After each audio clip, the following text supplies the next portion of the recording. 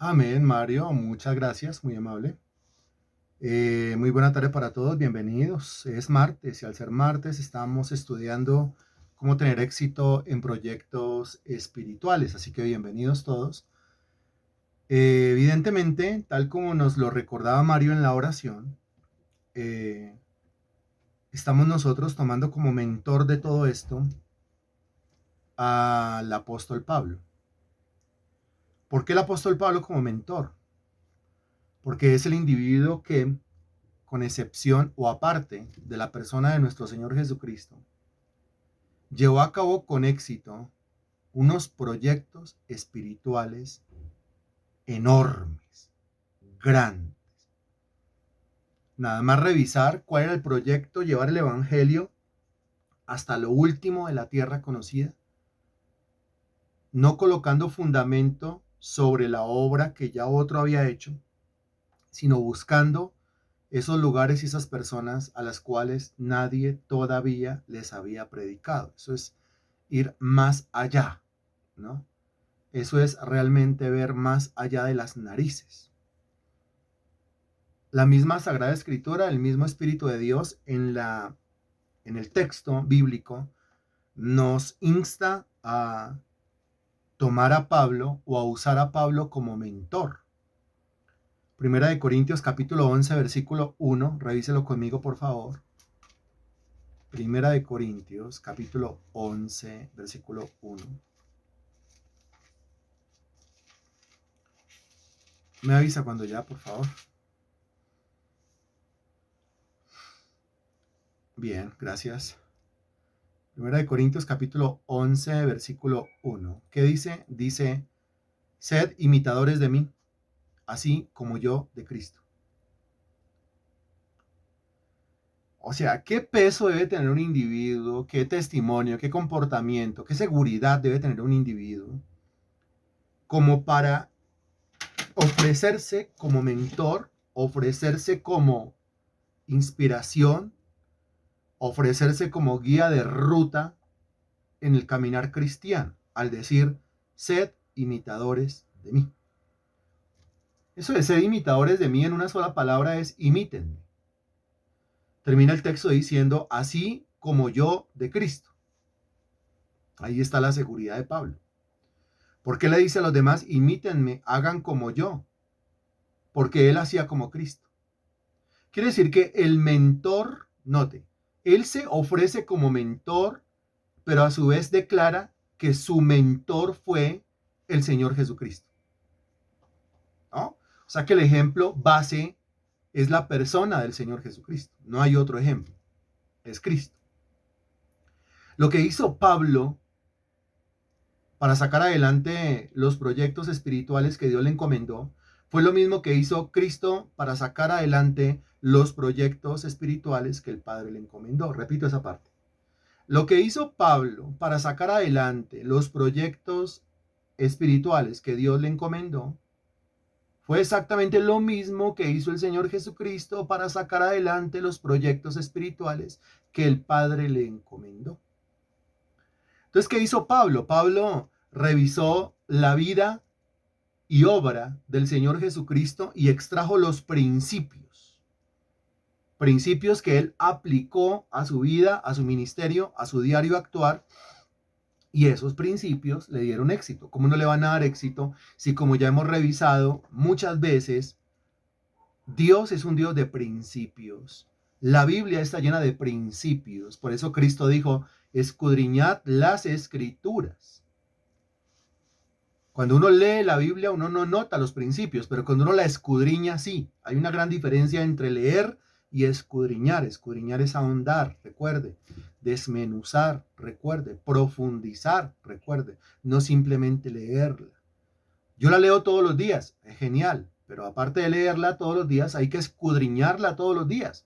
Es como el que se lanza al mar, al fondo del océano, con el fin de conseguir eso en el fondo, lo que necesita, ahondar, profundizar. Las cosas más valiosas en este planeta y en este universo están en el fondo. Póngase a pensar, por ejemplo, las esmeraldas, ¿dónde están? En el fondo. ¿Dónde están las piedras preciosas, los materiales preciosos? En el fondo, en las minas, en los socavones, muchos metros, kilómetros, bajo tierra. Los científicos han descubierto por medio de telescopios superpotentes que hay planetas que están hechos de materiales preciosos. Descubrieron uno, no sé a cuántos millones de años luz de la Tierra, dicen los científicos. Un planeta que está hecho de puro diamante. El tema es que eso está lejos, o sea, lo mismo, profundo. Hay que ahondar en eso para poder llegar por allá. Hay que excavar y excavar y excavar y excavar, profundizar y profundizar y profundizar y profundizar. Queremos, y es por nuestra tendencia humana, por la carne quiere todo fácil, la carne es facilista, que las cosas se den así, un chasquido de dedos, como nos lo presentan los clásicos infantiles, y que de pronto yo froto una lámpara y sale un genio y el genio dice 3 deseos, ya, inmediatamente son suyos. 3 deseos. Y se le va concediendo de manera inmediata. Pues con Dios hay que ir implementando unos principios que se encuentran en las profundidades del estudio de la palabra de Dios. Y después de encontrar los principios, es menester que tomemos los principios y los implementemos, los usemos. Eso hizo Pablo. Así como yo de Cristo, dice el versículo, y después dice, sed imitadores de mí. Entonces, al revisar la vida de Pablo, nos damos cuenta de unos principios que él ponía en práctica, porque es que ese hombre era inteligente. Y era inteligente con la inteligencia que el Espíritu de Dios le daba, lógicamente. Entonces dijo, venga, ¿esto de qué manera se hace? Me invento un nuevo ministerio, me invento una nueva forma de hacer las cosas, me invento una nueva metodología, o examino la vida y obra de Cristo, reviso cómo fue que hizo y hago lo mismo. Pues Pablo dijo, reviso la vida de Cristo, la examino exhaustivamente, entiendo cómo fue que hizo y lo imito. Y lo imitó. Ahí dice el versículo 1, así como yo de Cristo. Y le sirvió, y después le dice a la iglesia, le dice a usted y me dice a mí, sed imitadores de mí. Imiten. Como diciendo, yo sé lo que hago. Porque lo que hago es lo mismo que hizo Cristo. Así que al imitar a Pablo, estamos en puerto seguro. No solamente lo dice 1 Corintios 11:1, sino también Filipenses capítulo 3, versículo 17. Filipenses capítulo 3, versículo 17. Me avisa, por favor.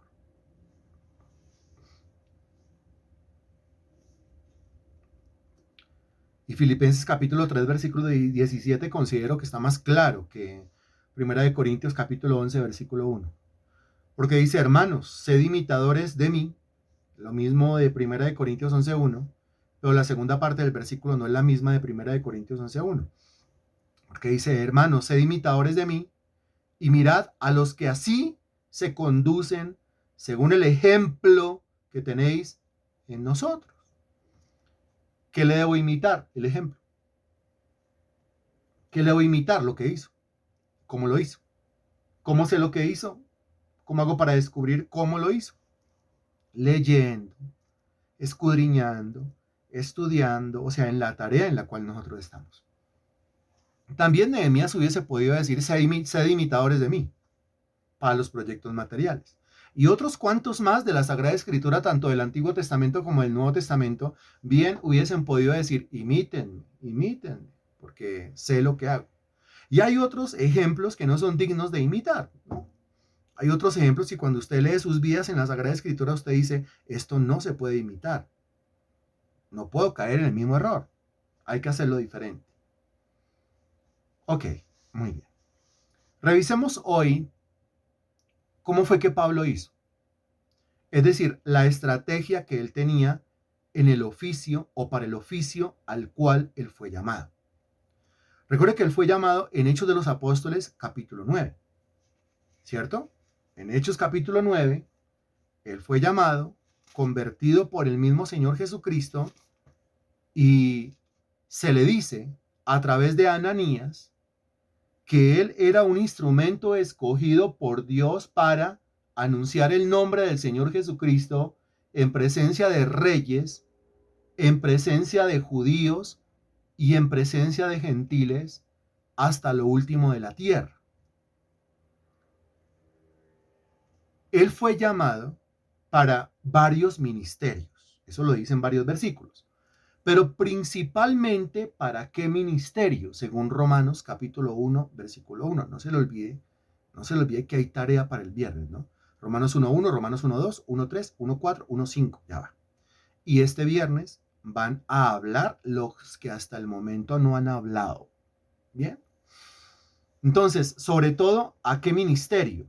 Ministerio, según Romanos capítulo 1, versículo 1. Ahí entre todas las palabras que aparecen en Romanos 1.1 está la mención de un ministerio. Encuentre el ministerio y dígame a qué ministerio fue llamado. ¿Están escribiendo? Bueno, yo espero.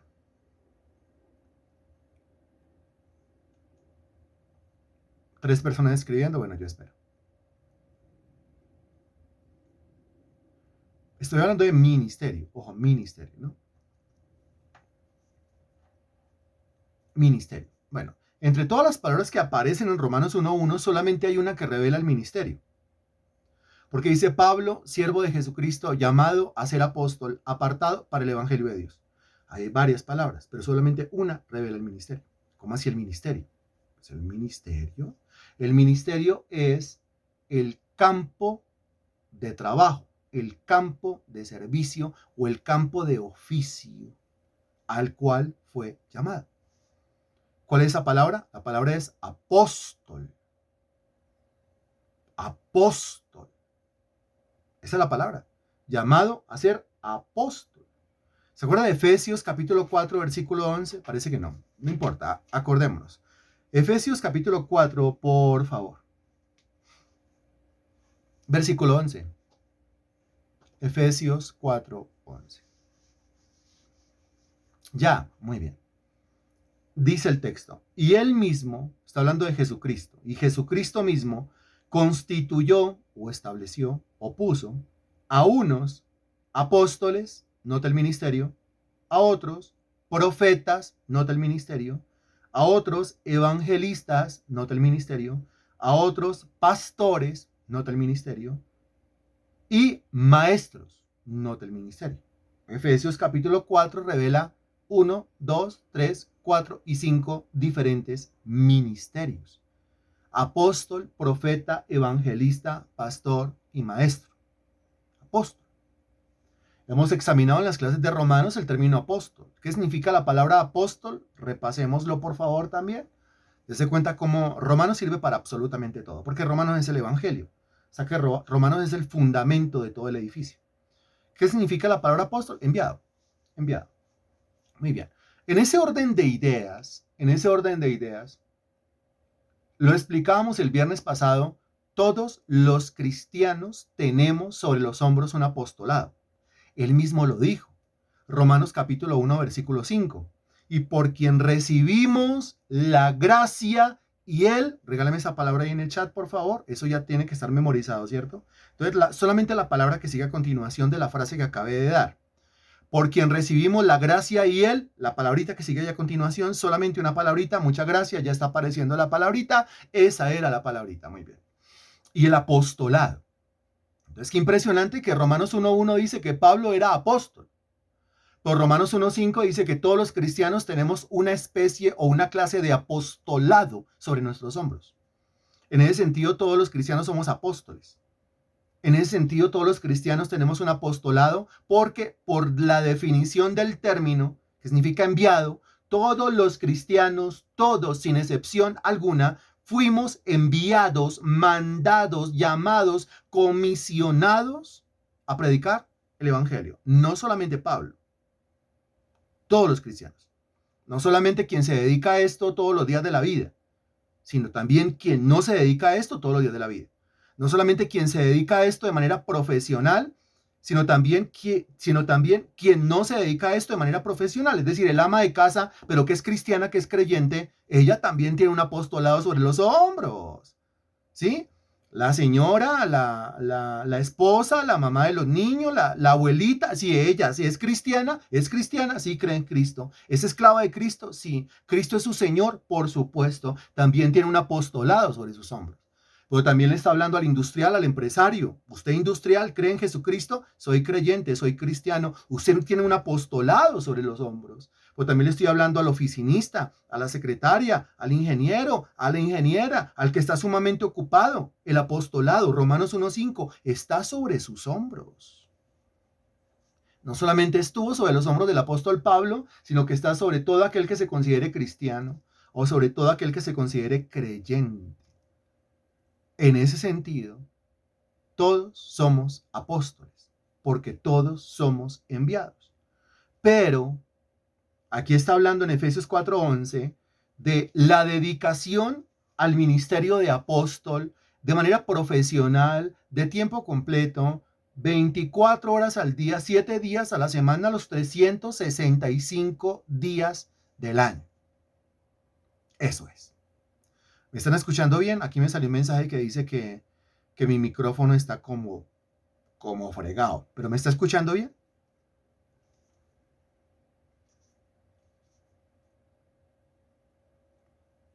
Ok.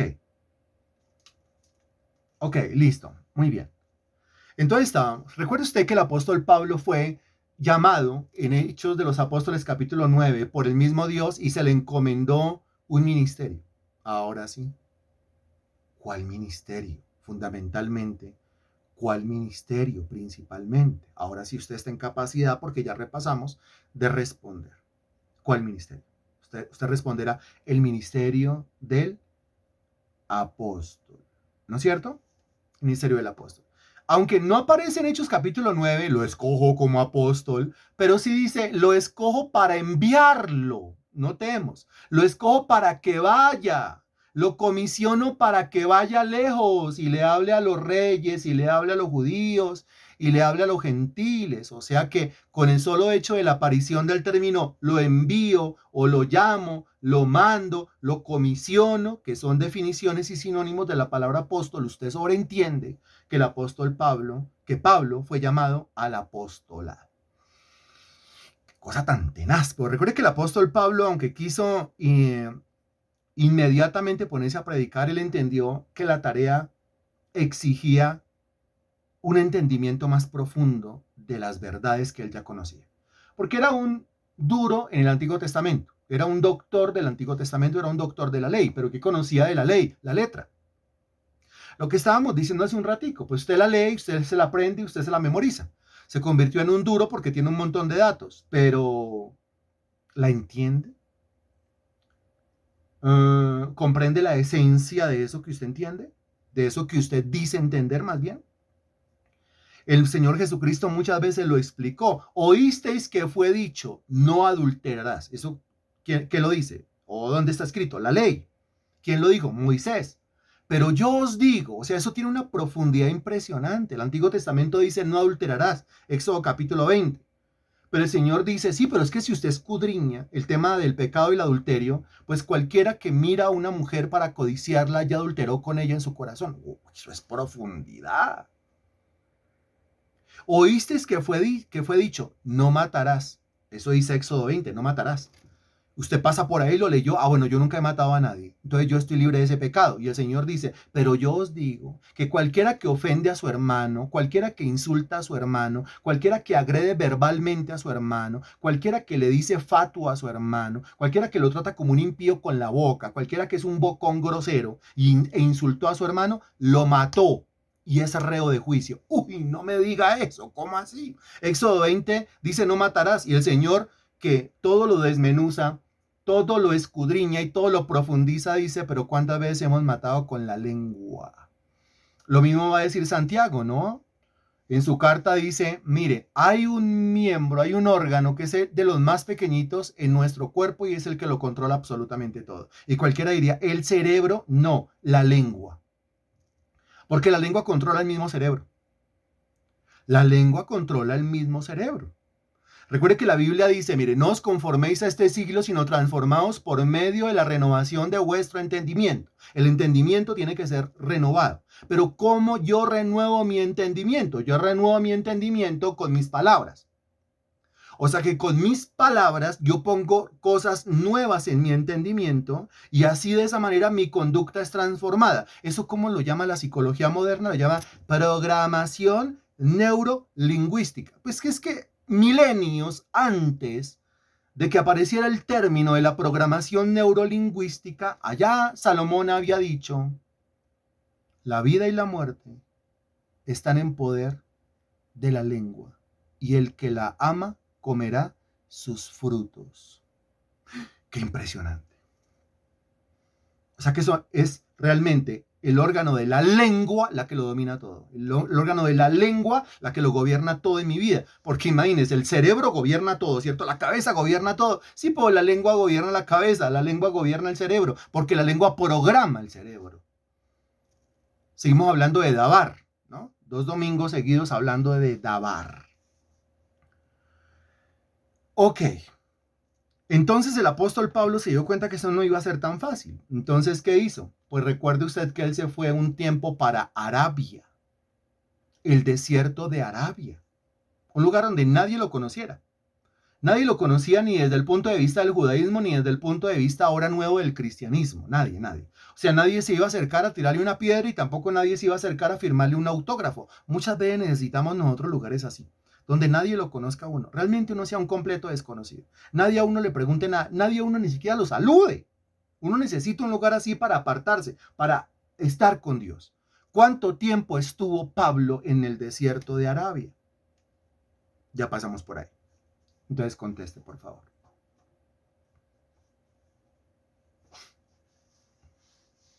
Usted me está escuchando, ¿cierto? Espero que sí.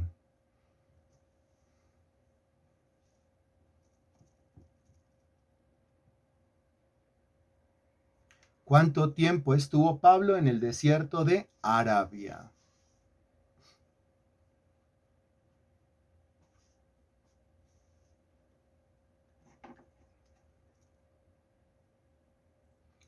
Nosotros ya pasamos por ahí, le dedicamos una sola lección a hablar de Arabia. ¿Sí? Una sola lección a hablar de Arabia.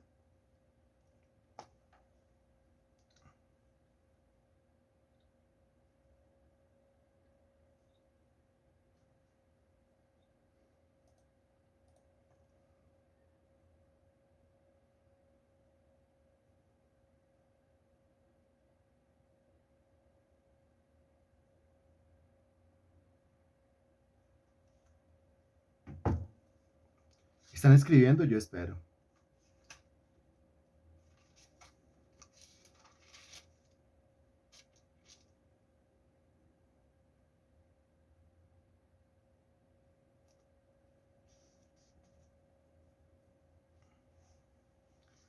¿Cuánto tiempo? Bueno, había más personas escribiendo, se arrepintieron, pero si nosotros le habíamos dedicado una sola lección a hablar de Arabia.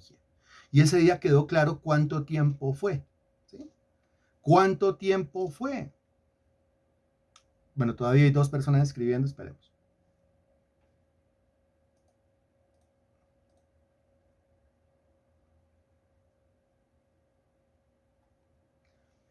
Dos personas escribiendo, esperemos.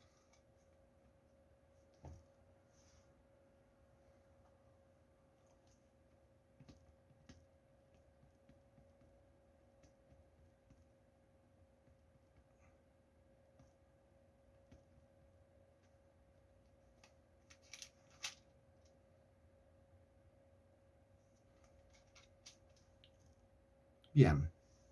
Él estuvo en Arabia 3 años. Lo dice Gálatas capítulo 1, versículos 17 y 18. No repasamos eso ahorita porque eso ya lo habíamos estudiado. Le dedicamos una sola lección de más de una hora a hablar de Arabia, 3 años en Arabia. ¿Por qué Arabia? ¿Dónde quedaba Arabia? ¿Cerquita o lejos? 3 años y qué estuvo haciendo por allá.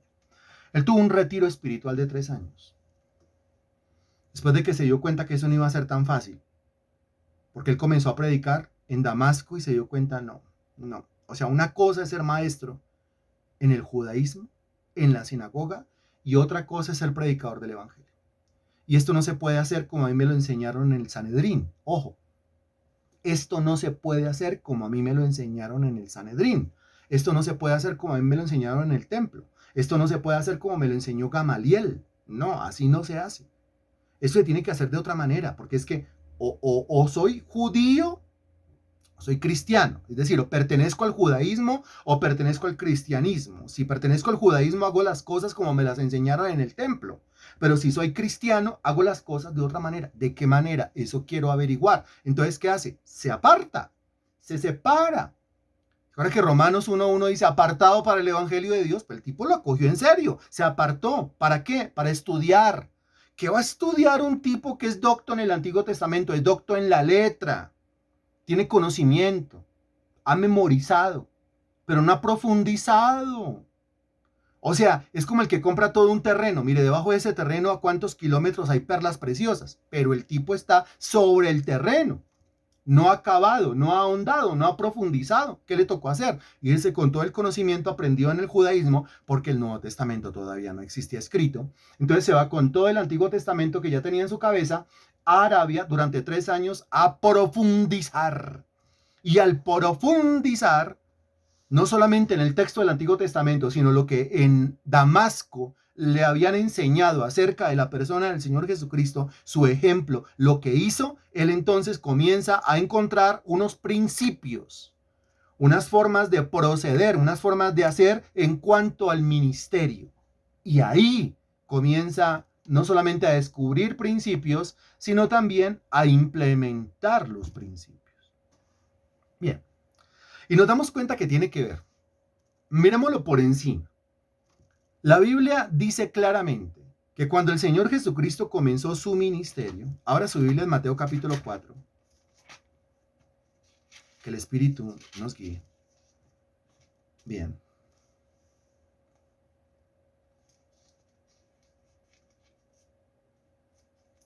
Bien. Cuando el Señor Jesucristo comenzó su ministerio, bien. Lea Mateo capítulo 2 primero, Mateo capítulo 2, versículo 23. Mateo 2, 23. ¿Qué dice Mateo 2, 23? Dice, vino y habitó en la ciudad que se llama Nazaret, para que se cumpliese lo que fue dicho por los profetas, que habría de ser llamado Nazareno. ¿En dónde está viviendo? En Nazaret. En Nazaret está viviendo desde niño hasta la edad de casi 30 años. Pero llega el momento de Mateo capítulo 4, versículo 12. Y Mateo 4:12 dice, cuando Jesús oyó que Juan estaba preso, volvió a Galilea, y dejando a Nazaret, note, Mateo capítulo 2, versículo 23 dice que vivía en Nazaret. Mateo capítulo 4, versículo 13 dice, y dejando a Nazaret, vino y habitó en Capernaum, ciudad marítima, en la región de Zabulón y de Neftalí. Note la forma de proceder del Señor Jesucristo en cuanto al tema del proyecto espiritual. Él vive en Nazaret y se trasea para Capernaum. Esto ya lo habíamos hablado alguna vez. ¿Cuál es la diferencia entre Nazaret y Capernaum? Todas las diferencias. Hay. Nazaret es pequeño, Capernaum es grande. En Nazaret hay poquita gente, en Capernaum hay mucha gente. ¿Sí? En Nazaret es un pueblo pequeño. Y recuerde que pueblo pequeño, infierno grande. En Capernaum nadie lo conoce. En Nazaret todo el mundo lo conoce. Como todo el mundo lo conoce en Nazaret, nadie cree en él. Porque dicen, ¿y este de dónde sacó esas palabras? ¿Y este de dónde sacó los milagros? Si este acaso no es el carpintero, el hijo del carpintero, el hijo de María. Aquí están las hermanas, aquí están los hermanos. Cuando quiso predicar su primer sermón en Nazaret, nadie le creyó, la gente casi lo mata. Eso es Nazaret. Nazaret es un moridero, ministerialmente hablando. Nazaret es un moridero. Al menos para Cristo fue un moridero. La Biblia dice, y no pudo hacer allí muchos milagros a causa de la incredulidad de ellos, ya que allí no le aceptaron la predicación, no pudo hacer muchos milagros, no pudo sanar muchos enfermos, ¿a causa de qué? De la incredulidad de ellos. Aquí llamamos moridero. Moridero es un pueblo chiquito donde la gente se rehúsa a creer, La gente se rehúsa a oír, la gente se rehúsa a abrirse al Espíritu de Dios para que ocurran los milagros y los cambios de vida. Eso es un moridero. Y Cristo tuvo que pasar por su propio moridero. Cristo tuvo que pasar por su propio Nazaret, y todo aquel que quiera emprender un proyecto espiritual va a tener que pasar y ser confrontado con su propio Nazaret, que es su propio moridero, donde las cosas no se dan, donde la gente no oye, donde la gente no se abre a Dios, donde la gente no tiene corazón para el Señor, donde la gente tiene corazón de piedra y no corazón de carne, donde la gente tiene oído para el mundo, pero no tiene oído para escuchar lo que el Espíritu está diciendo.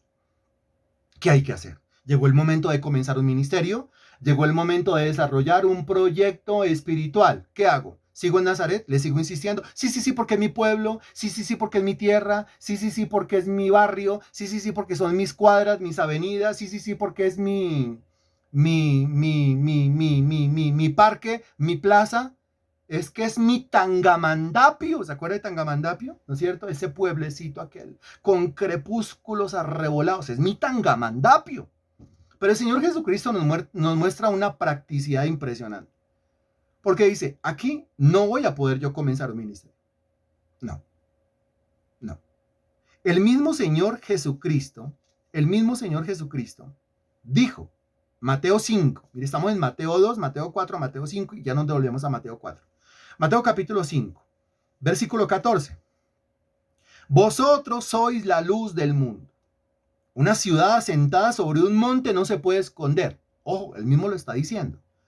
Ahora lo está enseñando después de hacerlo. Es que eso es, nuestro Señor Jesucristo es una maravilla. Porque el Señor Jesucristo nunca enseñó algo antes de que él mismo lo hiciera. El Señor Jesucristo siempre enseñó las cosas después de que él mismo dio el ejemplo de cómo se tenía que hacer.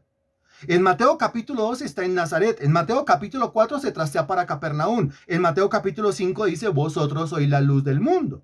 Una ciudad asentada sobre un monte no se puede esconder.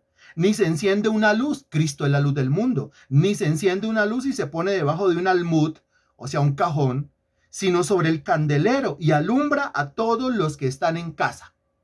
Así alumbre vuestra luz delante de los hombres, para que vean vuestras buenas obras y glorifiquen a vuestro Padre que está en los cielos.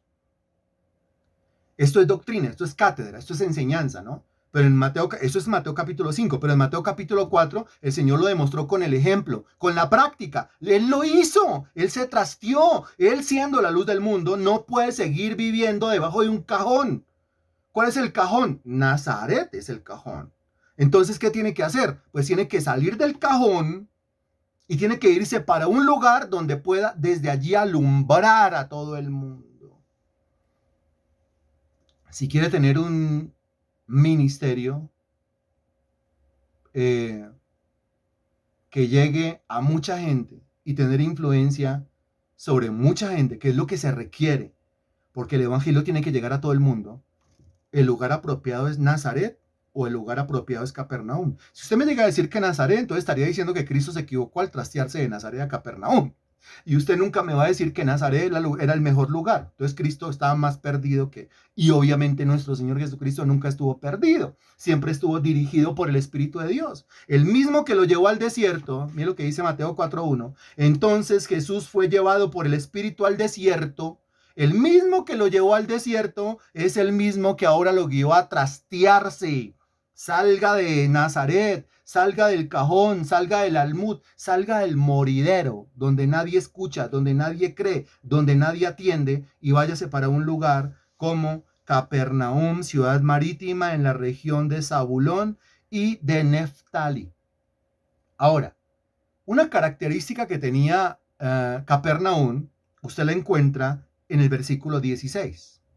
Porque lógicamente, si va a ser un lugar más grande y va a haber mucha más gente y va a haber una mezcla de culturas allá, porque es un puerto marítimo, entonces va a encontrar unas tinieblas condensadas.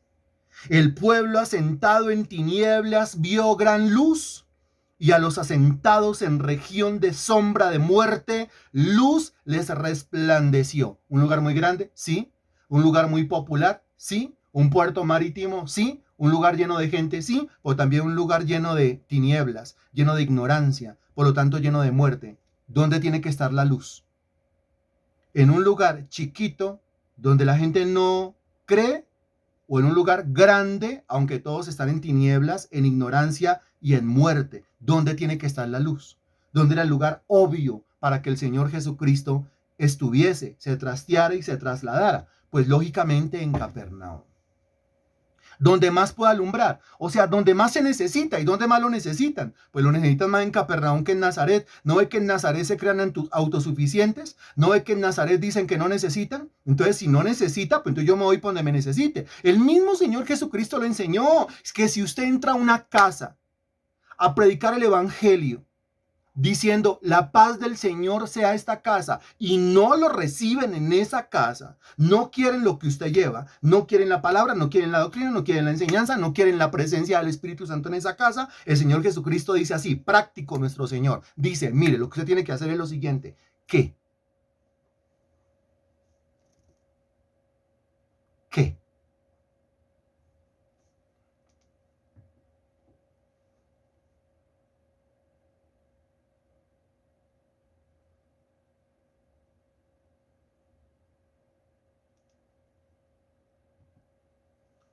Ahí lo tiene. 10 personas escribiendo, esto es un récord.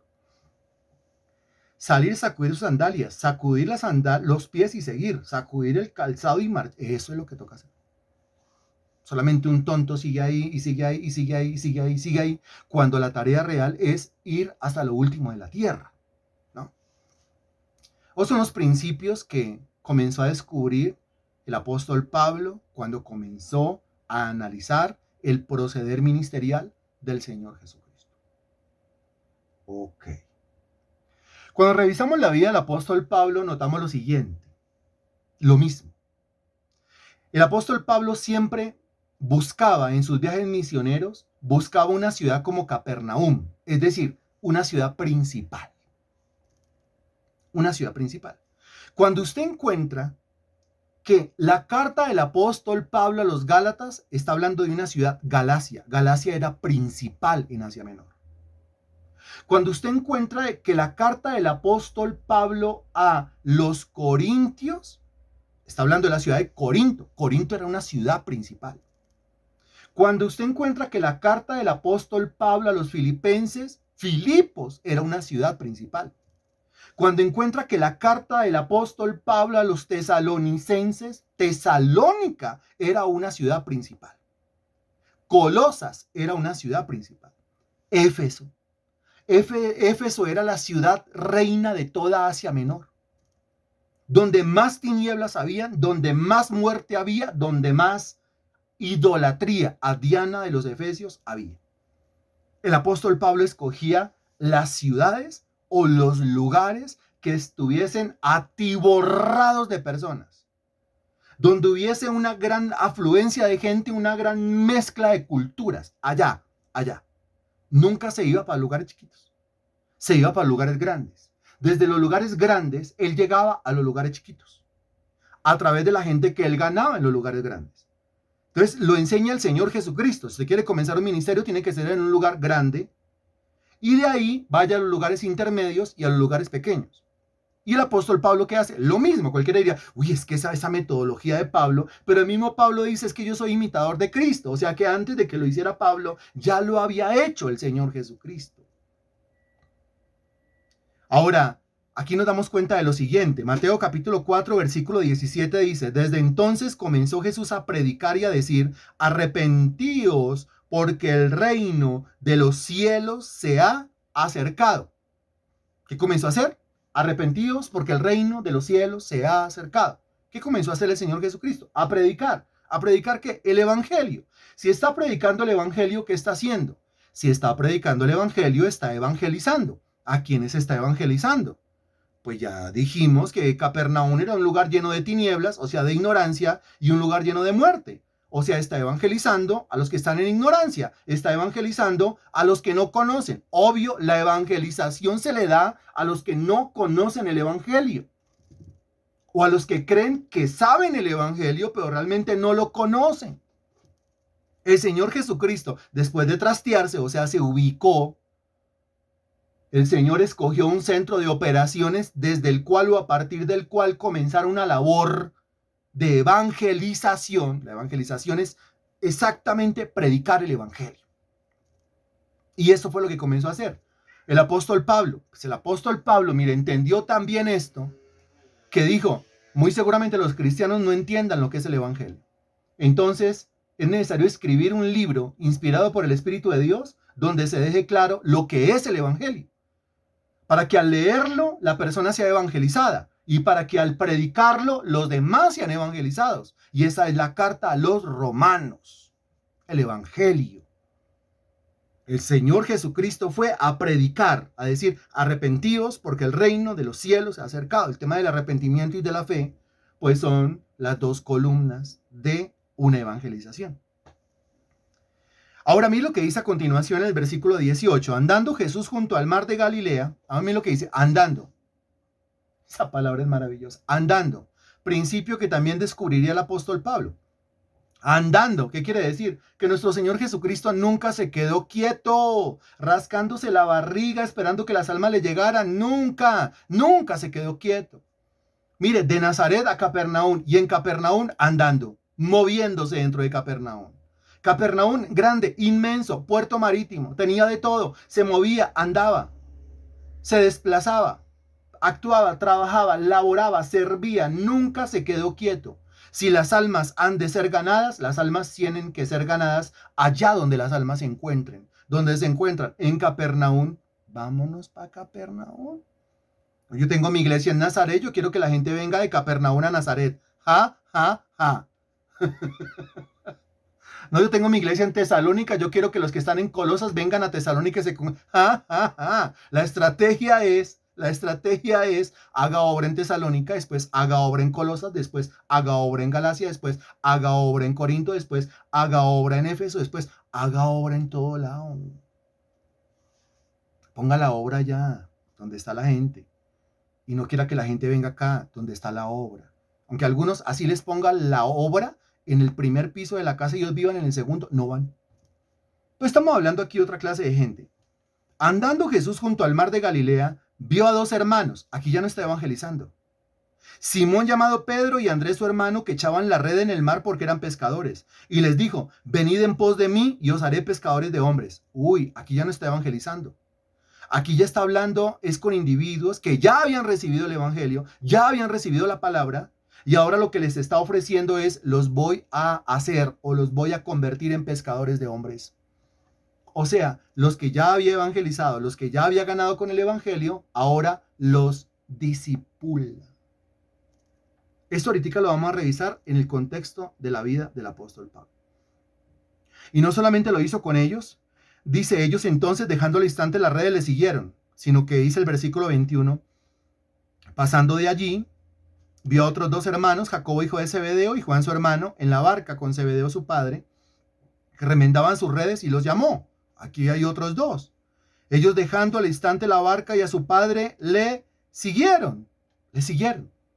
O sea que Cristo se trastea, comienza a evangelizar, se ganan las almas, los comienza a discipular, a formar, ¿a convertir en qué? ¿O a formar como qué? Pescadores de hombres, ganadores de almas. Eso es lo que se hace en una iglesia. Una iglesia tiene que ser una fábrica de personas que vayan y lleven el mensaje a otro lugar. No es un lugar de entretenimiento para nadie.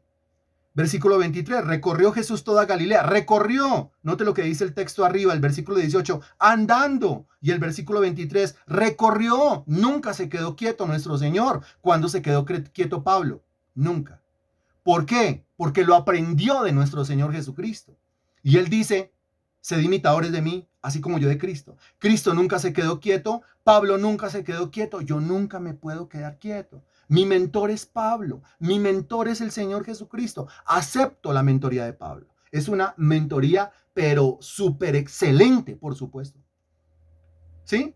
A mí me da risa el tema, porque entre los cristianos uno escucha conversaciones que dicen, no, mi pastor preferido es este, mi pastor preferido es el otro, mi pastor preferido es... Yo prefiero ir a la Biblia.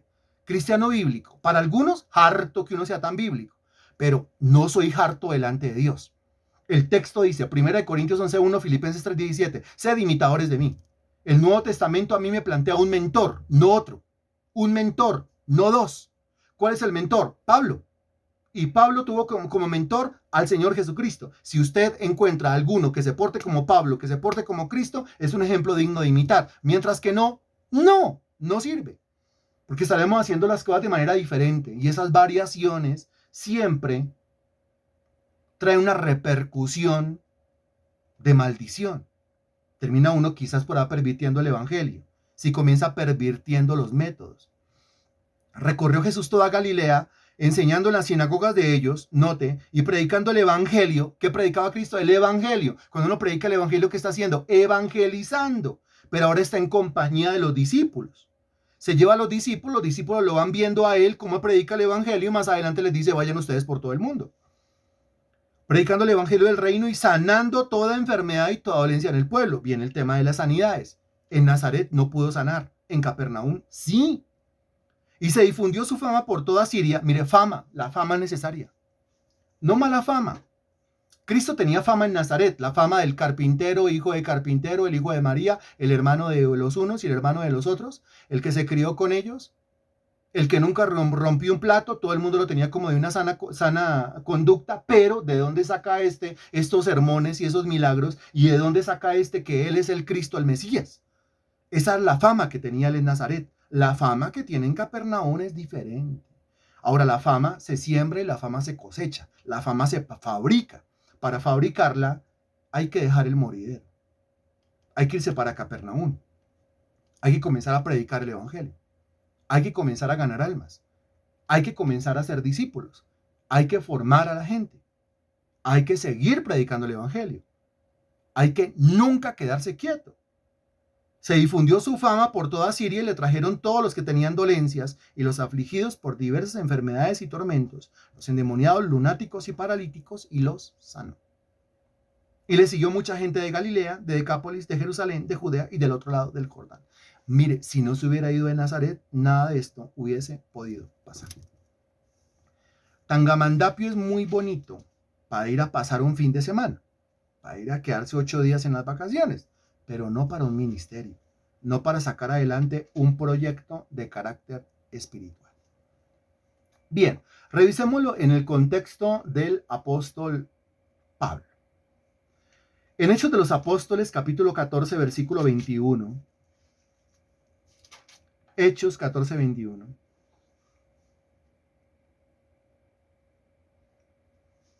Bien. Hechos capítulo 14, versículo 21.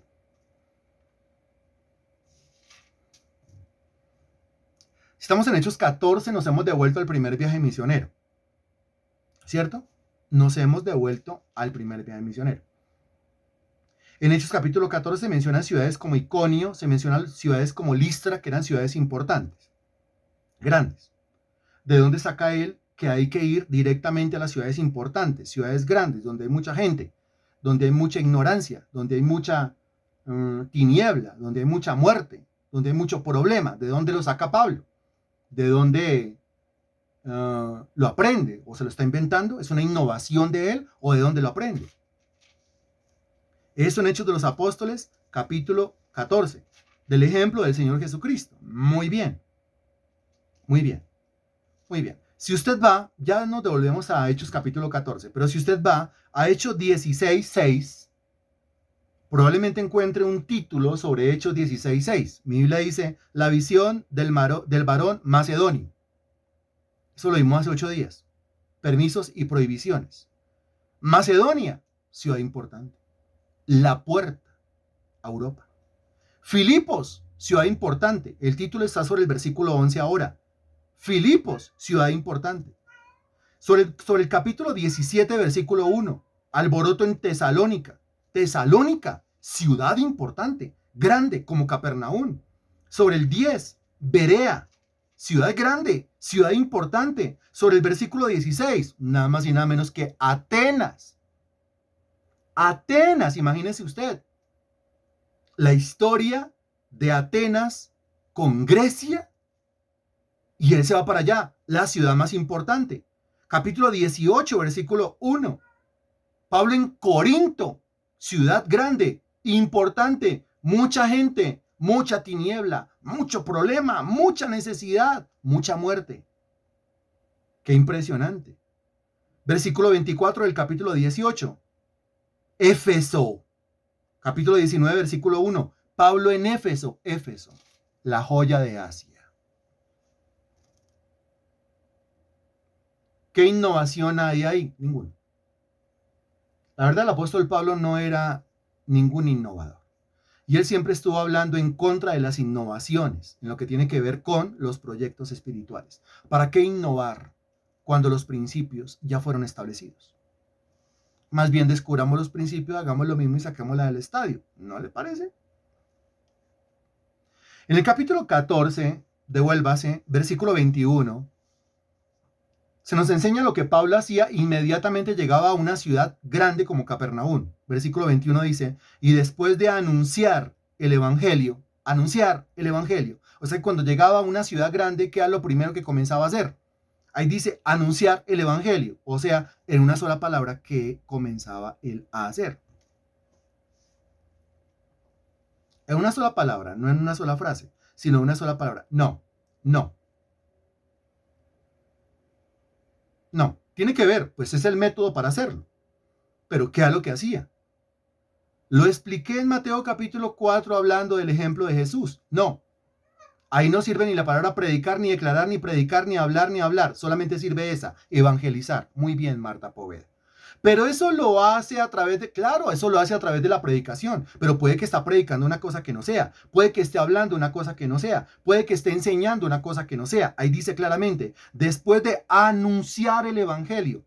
¿Qué es eso de anunciar el evangelio? Anunciar el evangelio es evangelizar.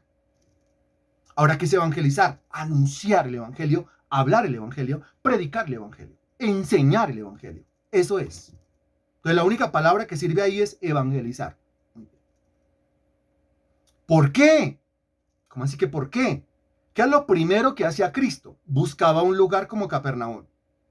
Pablo buscaba un lugar como Capernaum, solamente que los lugares para Capernaum en el contexto de Pablo eran Tesalónica, Filipos, Corinto, Éfeso, Galacia, etc. Muy bien, ya lo hicimos. ¿Qué hay que comenzar a hacer? ¿Qué hacía Cristo después de trastearse? Anunciar el evangelio. O sea, predicaba el evangelio.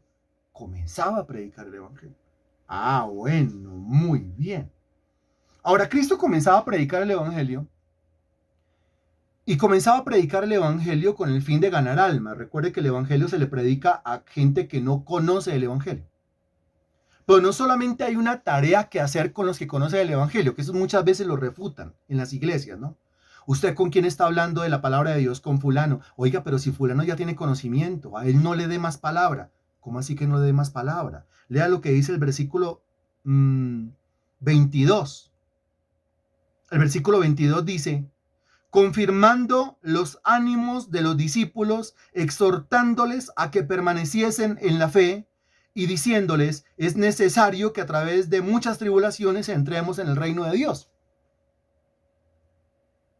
O sea que mire, con la palabra primero yo tengo que evangelizar a los que no conocen. Y a los que ya conocen muy bien Marta León, los tengo que discipular. Nunca la tarea de la predicación de la palabra de Dios va a terminar. Nunca. Si usted ya recibió el evangelio, ya fue ganado para Cristo, ya es salvo, bienvenido a la siguiente fase. La siguiente fase es el discipulado. En el discipulado usted se forma, usted se edifica como un pescador de hombres, como un ganador de almas, como un siervo de Jesucristo, como un apóstol a las naciones, porque tiene el apostolado. Recuerde Romanos 1:5.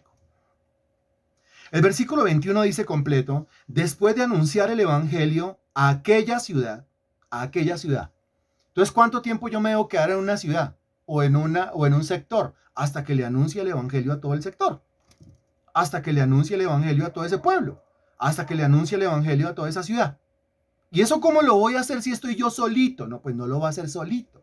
Precisamente por eso usted va predicando el evangelio, va ganando almas, los va formando y va usted rodeándose de todo un equipo de personas que están dispuestos como usted a servirle a Jesucristo ahí en ese lugar.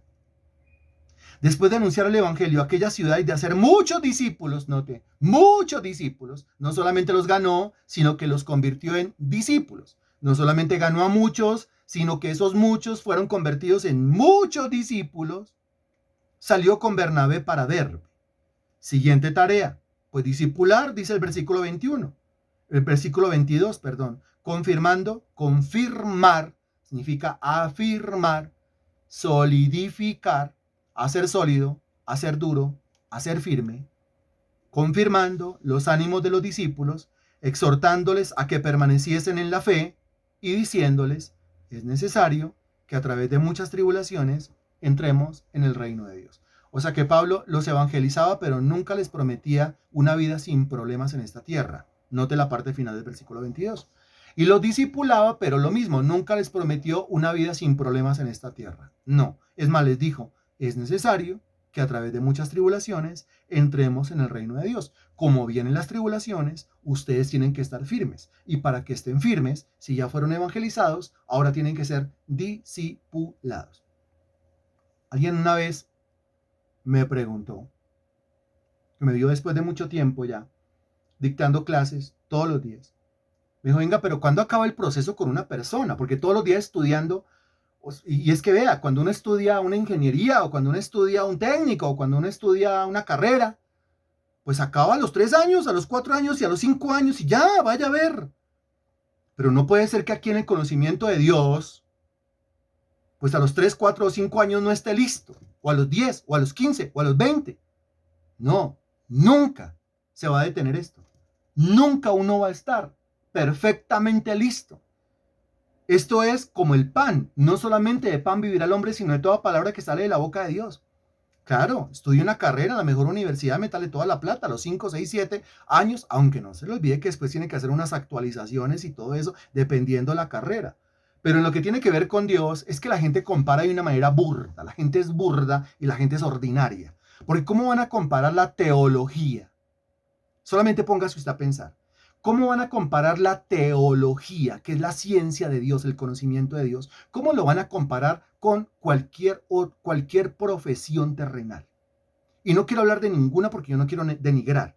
Yo estoy a favor del estudio, estoy a favor del colegio, estoy a favor de la universidad, estoy a favor de la profesión, estoy a favor de que una persona se actualice y haga sus especializaciones y todo eso. Claro que sí, por supuesto, a favor, en pro de eso. Pero a ver, el libro de Eclesiastés es claro al decir de las cosas que ocurren bajo el sol.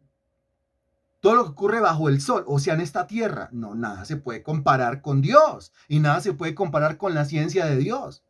Que es que viene un individuo que va a dictar una cátedra en determinado tema bajo el sol, o sea, algún tipo de matemática puede ser, algún tipo de ciencia puede ser, astronomía puede ser, alguien de la NASA puede ser, o un experto, no sé, en física cuántica puede ser, o un experto en gastronomía, digamos, puede ser, excelente en eso, o un experto en medicina, maravilloso.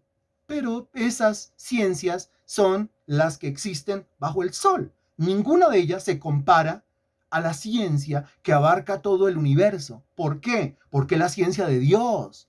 Es la ciencia que estudia al que está sentado en el trono. Las demás ciencias estudian lo que Dios creó. Esta ciencia, la teología, estudia al creador de todas las cosas. Es obvio que no se puede comparar. Es obvio que no se puede comparar. Como decía un teólogo de antaño, pues si una persona que estudia 4, 5, 6, 8 o 10 años, una carrera terrenal, es llamado doctor o es llamado científico, pues entonces un teólogo es un supercientífico. Y claro que sí, por supuesto que sí. Dios a uno le da el honor de llenarlo de un conocimiento que es más grande que cualquier otro conocimiento en esta tierra. Aunque los demás conocimientos son necesarios mientras que estemos en esta tierra, por supuesto que sí. Pero ¿de qué le sirve a usted tener todo ese conocimiento si no tiene el conocimiento fundamental, que es el conocimiento de Dios? Eso les pasó en Atenas, ¿no? A los filósofos. Bien. Y a continuación, si ya evangelicé, gané almas, si ya discipulé, los fortalecí, son discípulos y son ganadores o pescadores de hombres, entonces el versículo 23, mire lo que dice que hay que hacer.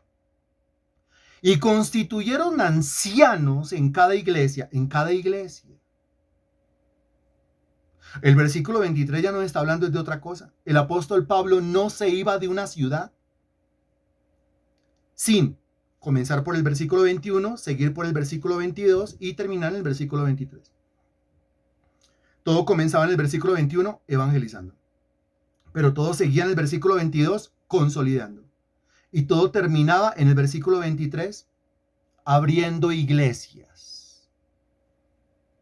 Y lógicamente yo no me puedo quedar ahí. No, yo no me puedo quedar ahí. Yo tengo que seguir a otro pueblo, a otra ciudad. Entonces, ¿qué hacemos? Hay que constituir ancianos. ¿Y cuáles serán esos ancianos? Los ancianos son los mismos discípulos mencionados en el versículo 22, discípulos mencionados en el versículo 21. Se ganó el alma, se convirtió en un discípulo. Hay que consolidar de tal manera al discípulo que se nos convierta en un anciano. O sea, uno que sepa administrar, guiar, liderar, enseñar, hacer cosas dentro de la iglesia, guiar a toda la iglesia para que sigan el trabajo. Constituyeron ancianos en cada iglesia y habiendo orado con ayuno, los encomendaron al Señor en quien habían creído. Entonces, chao, hasta luego. Yo no me puedo quedar más tiempo. Quedan en las manos del Espíritu Santo ustedes con una iglesia consolidada y yo sigo adelante buscando reproducir el mismo proceso en otra ciudad parecida a Capernaum. ¿Cómo le parece la tarea? ¿De dónde saca Pablo ese método? De Cristo. Cristo se fue para Capernaum, Cristo evangelizó en Capernaum, hizo discípulos en Capernaum, preparó los discípulos en Capernaum y cuando se iba a ir les dijo, ustedes se encargan, ya, vayan por todo el mundo y prediquen el evangelio a toda criatura. Del maestro. Cristo realmente es el maestro. Eso después él lo escribiría en el libro, en la carta a los Efesios. Efesios capítulo 3, versículo 8, búsquelo conmigo por favor. Efesios capítulo 3, versículo 8.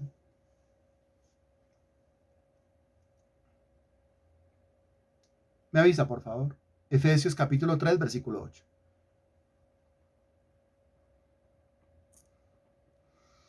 Dice, a mí, que soy menos que el más pequeño de todos los santos, note la humildad de Pablo, me fue dada esta gracia de anunciar, está anunciando, si está anunciando, ¿qué está haciendo?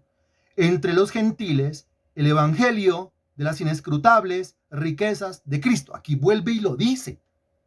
O sea, él enseña cuál es su método en varios lugares.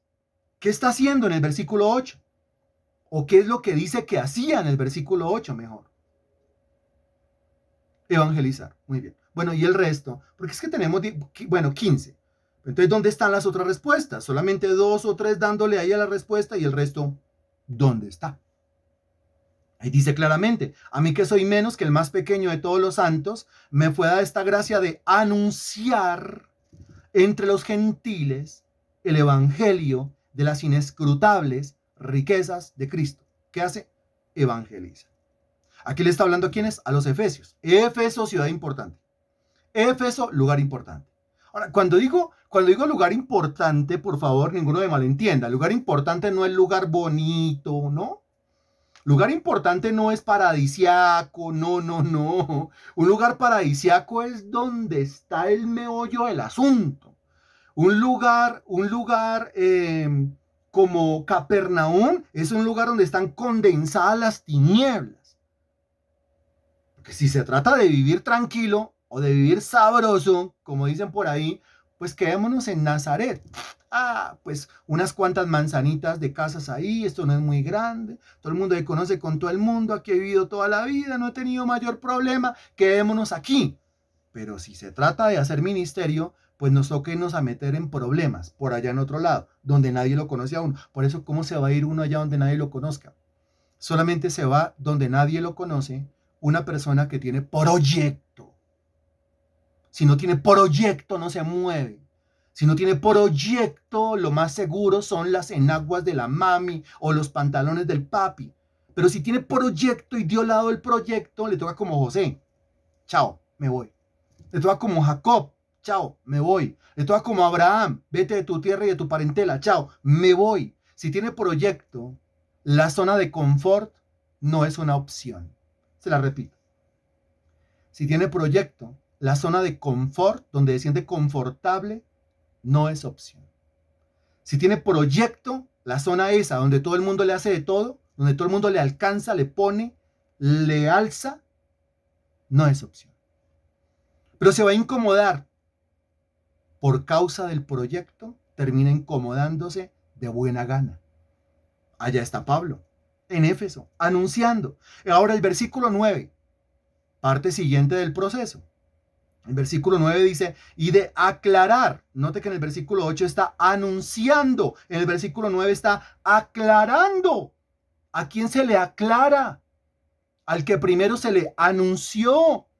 ¿Cuál de las dos acciones son primero? Lógicamente, primero se anuncia. ¿A quién le anuncio? A quien no conoce. ¿Cómo se llama eso? Evangelizar. Ya lo evangelicé. Muy bien. ¿Ya se las sabe todas? ¿Qué? Por favor. Yo llevo en esto cuánto tiempo y todavía llego a unos versículos y ¡ah, Dios mío! ¿Eso quiere decir el versículo? Entonces, ¿qué me toca? Ya me anunciaron. Ahora me toca aclarar lo que ya me anunciaron.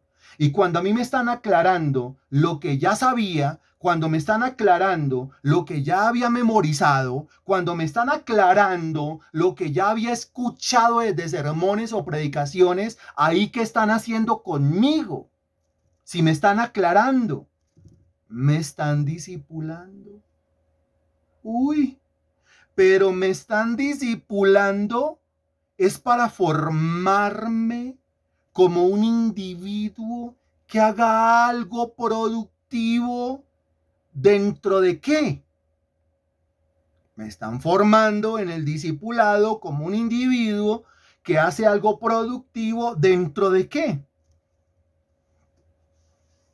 Dentro de la misma hora. Muy bien, en la misma hora. Por eso, mire, dice el versículo 10.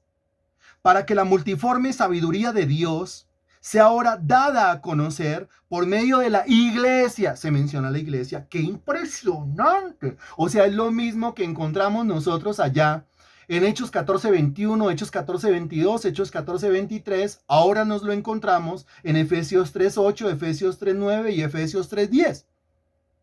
Tracemos la comparación de una vez. Hechos 14:21.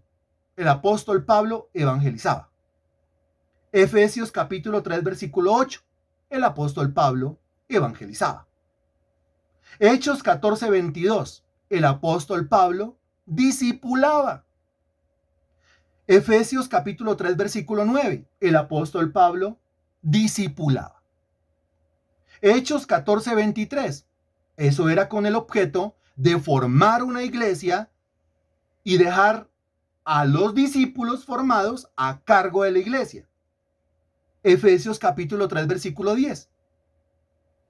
La consolidación o el discipulado era con el fin de crear o formar o abrir una iglesia en ese lugar y dejar a los discípulos encargados de la iglesia.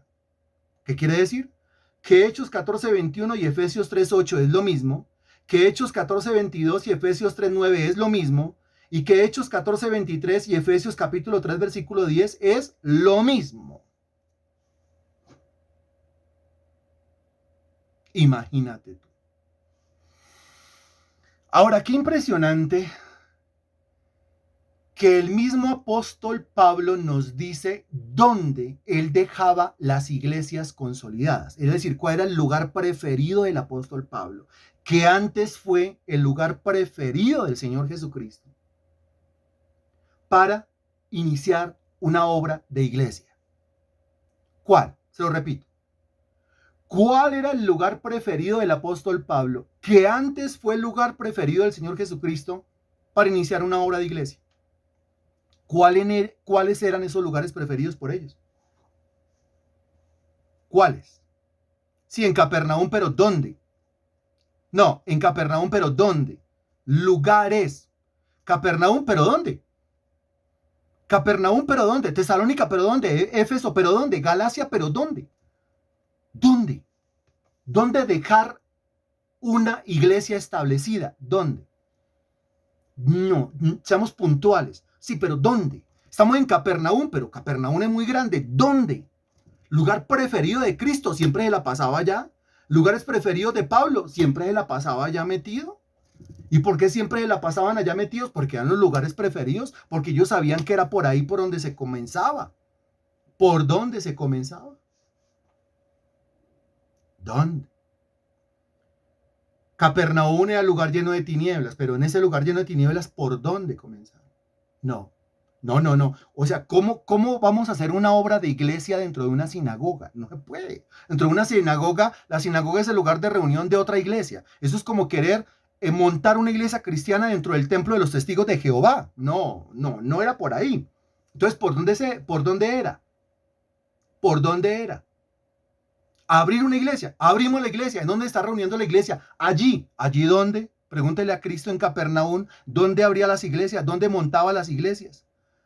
Pregúntele a Pablo en las ciudades que visitó dónde montaba las iglesias, dónde dejaba abiertas las iglesias. ¿En dónde? ¿En dónde? Solamente en ese lugar. Ahí lo están diciendo. Ahí lo están diciendo. En las casas.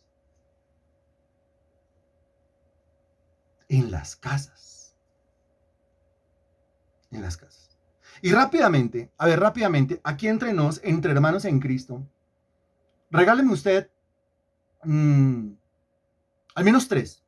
Sé que van a salir más, al menos 3 ejemplos de Cristo haciendo labor evangelística o de discipulado en una casa. ¿Cuál? Acuérdese. ¿Cuál? ¿En dónde? Regáleme un ejemplo.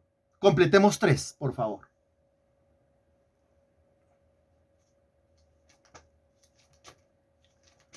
Bueno, la de Lázaro es la misma de Marta y María, o sea que hasta ahora va una.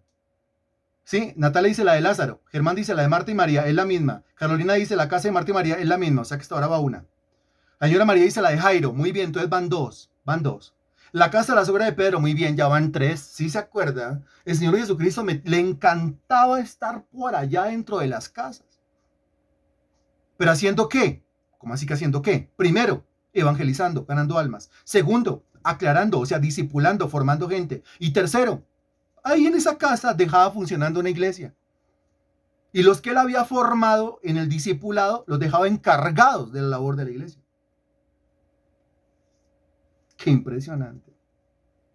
En la casa de Simón, la del centurión. Ahora, si revisamos el caso del apóstol Pablo, mire lo que dice Hechos de los Apóstoles, capítulo 20, versículo 20. Este versículo es espectacular. Hechos 20, 20. Hechos, capítulo 20, versículo 20. Me avisa, por favor, Hechos 20, 20. Ya. Dice Hechos 20, 20. Y como nada que fuese útil, he rehuido de anunciaros y enseñaros públicamente, porque si hay que hablar con alguien en el parque, pues hablamos, porque si hay que hablar con alguien en la plaza, pues hablamos, porque si nos tenemos que encontrar en una cafetería y hablamos del Evangelio, pero mire lo que dice la parte final, públicamente y por las casas. ¡Qué innovador, Pablo! Y Pablo diría, qué innovador ni qué innovador. No tengo ninguna técnica nueva. Toda mi técnica la extraje de mi mentor. ¿Quién es mi mentor? Mi maestro, el Señor Jesucristo. Lo mismo que él hizo, diría Pablo, es lo mismo que yo hago. A Cristo le funcionó, a mí me funciona. Eso no quiere decir que Cristo no se metió en problemas, lo mataron. Eso no quiere decir que Pablo no se metió en problemas, lo mataron. Eso no quiere decir que eso no acarree problemas, acarreará problemas, pero es el método que funciona. ¿De qué hablamos hoy? Hablamos de modelos, hablamos de mentores, hablamos de imitación, hablamos de, en cuanto a esto, cero innovación. Es como Cristo dijo e hizo que se tenía que hacer. Anunció, después de la tercera semana de junio, la apertura de una obra del Ministerio Plenitud en la ciudad de Ibagué, Tolima. ¿Quién aplaude conmigo? Una persona formada entre nosotros, a la cual se le aclaró el evangelio, discipulado, en Cajicá, me refiero al hermano Rubelio López, que ya está ubicado en Ibagué, Tolima, pero que está aquí en la Sabana por una razón, por razones personales. Hablé con él la semana pasada, fui hasta Cajicá, me senté con él, hablamos largo y tendido y dijo, la verdad yo no me veo haciendo obra con otra iglesia, y eso que viene de otras iglesias y tiene contacto con otras iglesias, pero no me veo haciendo obra con otra iglesia que no sea Plenitud. Lo que yo he aprendido aquí no lo he aprendido en ningún lado. Es un hombre estudiado, es un hombre letrado, es un hombre capacitado, es un hombre intelectual que se exprese de esa manera de este humilde ministerio. Nos honra, gracias Espíritu Santo. Entonces iniciamos labor allá. O sea, andamos, nos movemos, no nos quedamos quietos. ¿Dónde iniciamos? Donde nuestro Señor iniciaba. Donde el que dijo, imítenme a mí, iniciaba o arrancaba. ¿Dónde? En una casa. ¿Es un lugar? Ibagué, Tolima. Ah, pues Ibagué, Tolima es como un Capernaum. Claro, Ibagué, Tolima es un lugar donde se puede iniciar una obra y se puede tener éxito en una obra, siguiendo los principios del Señor Jesucristo. Muy bien, excelente. Hemos iniciado obra, Dios mío, hemos iniciado obra nada más y nada menos que en la localidad de Ciudad Bolívar. Hemos iniciado obra en el barrio Buenos Aires. Hemos iniciado obra en el barrio Divino Niño. Mañana tengo que subir a Ciudad Bolívar porque me van a presentar a una mujer que es la líder comunal, la que da el acceso allí. Cual cacique de barrio, pero toca así, la que da el acceso al barrio Mochuelo, que queda pegado al botadero de Doña Juana. Allá, mañana, en las horas de la mañana, estaré allá llevando la palabra de Dios, llevando un mercado también, porque allí hay pobreza, allí hay necesidad, de manera que esto es conjunto a una obra social con una fundación que está debidamente inscrita, legalizada, todo en orden, absolutamente todo en orden. Entonces nosotros fuimos llamados por esta fundación porque vieron la tarea, porque vieron lo que se hace, porque vieron que no nos quedamos quietos, porque vieron que no nos quedamos rascándonos el ombligo esperando que la gente venga. Si la gente no viene, pues yo voy, porque vieron que hay gente que está predicando en las casas, porque vieron, notaron que en Suba está predicando Marley, porque vieron, notaron que en Álamos está predicando Don Henry, porque vieron, notaron que en Cajicá está predicando Marta León, porque vieron, notaron que en Candelaria está predicando Natalia y Liliana, porque vieron, notaron que en Soacha está predicando Don Alfonso, porque vieron, notaron que en Carimagua está predicando Franci, porque vieron, notaron que está predicando en otros lugares. Entonces dijeron, a esta gente no le da asco meterse donde sea e iniciar una labor de iglesia en las casas. Entonces lo que estaban buscando era gente que no les diera asco, miedo, que no les diera temor, que no tuvieran prevenciones, que lo hicieran y lo hicieran con amor, así como lo hacemos. Entonces ya estamos, no vamos a estar, ya estamos. Yo estuve el sábado pasado allá, ya iniciamos labores. Dios mío, las situaciones que hay allá, que las comenté el domingo, las situaciones que hay allá, que las comenté ayer, las situaciones que hay allá, que usted se podrá imaginar, ¿no? Necesitamos recursos de toda clase y ya comenzaron a llegar los recursos. Mario, muchísimas gracias. Mario está ubicado en México y a la distancia extiende la mano. Juan Esteban, muchas gracias. Juan Esteban está ubicado en Madrid, España, y a la distancia extiende la mano.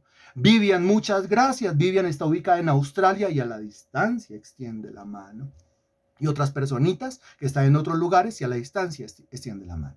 ¿Qué se necesitan? Se necesitan discípulos preparados, ancianos, ancianas, que se dispongan a predicar el Evangelio. Porque tenemos que abrir una obra de predicación de plenitud en el barrio Buenos Aires, Ciudad Bolívar. Alguien tiene que ir a predicar allá. Necesitamos una persona que vaya a predicar al barrio Divino Niño en Ciudad Bolívar. Necesitamos una persona que vaya a predicar al barrio Mochuelo, también en Ciudad Bolívar. Tenemos una base de datos de 300 números telefónicos de 300 personas, de 300 familias que viven en 300 casas. Ayer repartí entre 5 personas de plenitud 100 números y ya están en la tarea de llamar al uno, llamar al otro, identificarse al menos con ellos. ¿Están vivos? ¿No están vivos? ¿Cuál es su problemática? ¿Cuál es su situación? ¿Los podemos visitar? ¿Me deja visitarlo? ¿Me abre las puertas de su casa? Le llevo una panela, obvio, si es que hay niños que llevan 2, 3 días sin comer. Allá hay una obra social, el sábado reunieron unos niños, Dios mío. De verdad que uno tiene que hacer de tripas y corazón para no atacarse a llorar ahí con todo lo que uno ve. Ayer hablé bastante de eso y antier también. Esas obras ya se comenzaron. No nos quedamos quietos. ¿De dónde sacamos el ejemplo? De Pablo que dice imíteme, de Cristo que dice imíteme. Sed imitadores de mí, así como yo de Cristo. No hay otra forma, no hay manera de innovar esto. Es la misma tarea. Si Cristo estuviese acá, Pablo estuviese acá, ¿dónde estaría metido? Pues por allá en esos lugares, allá en esos lugares, donde están las tinieblas, donde está la muerte, donde está la idolatría, donde está la perversión, la violación, donde están los enfermitos mentales, los abuelitos tirados allá al lado de un caño a morirse, allá donde está la peor pudrición condensada, allá estaría el Señor Jesucristo, allá estaría el apóstol Pablo. Muy bien. Aparte de eso, mire cómo Dios se mueve. La otra semana tengo cita con una persona que estuvo predicando un tiempo en Venecia, pero se fue de Bogotá y las personas a las cuales les predicaba quedaron por ahí volando. Esta persona se contacta con otra persona y me contactan a mí y me dicen, usted es capaz de asumir la predicación con esos que quedaron volando de por allá de Venecia, porque la señora no puede venir a radicarse en Bogotá. Yo, mira quién le dijo. Pues por supuesto que sí. Obvio que sí, porque no estoy solo. Obvio que sí, porque estoy rodeado de un grupo de servidores. Me refiero a usted. Porque estoy rodeado de un grupo de discípulos. Me refiero a usted. Necesitamos a alguien que vaya y predique también en Venecia. Mire todo lo que se abre. Y bueno, tengo otras noticias, pero todo a su debido tiempo. ¿Para qué damos todo de una vez? Démoslo de a poquitos, porque esto está poniendo muy bueno. La obra de plenitud no consiste realmente en juntar un montón de personas en un solo lugar, sino más bien en abrir, extender, meternos a las casas, conquistar lugares, formar discípulos y que sean ellos los que van y prediquen en otros lugares. Un lugar que sea cómodo para mí. No, si usted está hablando así, usted no es de plenitud. Los de plenitud no pensamos en predicar en un lugar que sea cómodo para nosotros. Nuestro Señor Jesucristo predicó en lugares que no le daban comodidad. Pablo predicó en lugares que no le ofrecían comodidad. Nosotros tampoco es que busquemos la incomodidad como masoquistas. Pero si me toca, hágale. Porque el servicio a Dios es remunerado sobreabundantemente por nuestro Señor Jesucristo. Gracias, Señor Dios, por esta clase. Gracias por esta enseñanza. Recibe tú la gloria, la honra y la alabanza. Aquí estoy dispuesto. Yo soy tu siervo, yo soy tu esclavo. No te digo en este momento si quieres usarme, porque es obvio que quieres usarme. Señor Dios, tú me compraste a precio de sangre. Mi vida es tuya. Ni siquiera te digo, te entrego mi vida. Yo no te puedo entregar lo que ya te pertenece. Más bien, Señor, síguelo haciendo. Sigue abriendo puertas. Sigue disponiendo gente. La mies es mucha, los obreros pocos. Aquí hay discípulos, aquí hay siervos que se terminan de disponer porque se terminan de disponer, pero también te pido, manda obreros a la mies, Señor. Manda personas, Señor Dios, con dones, talentos y habilidades que vengan a predicar y que vengan a ayudar en esta gran obra que se expande según el modelo tuyo, mi Señor Jesucristo, y según el modelo del apóstol Pablo. Recibe tú la gloria, la honra y la alabanza en el nombre del Señor Jesús. Amén y gracias a Dios. Y esto es todo por hoy. Muchísimas gracias. Muchísimas gracias.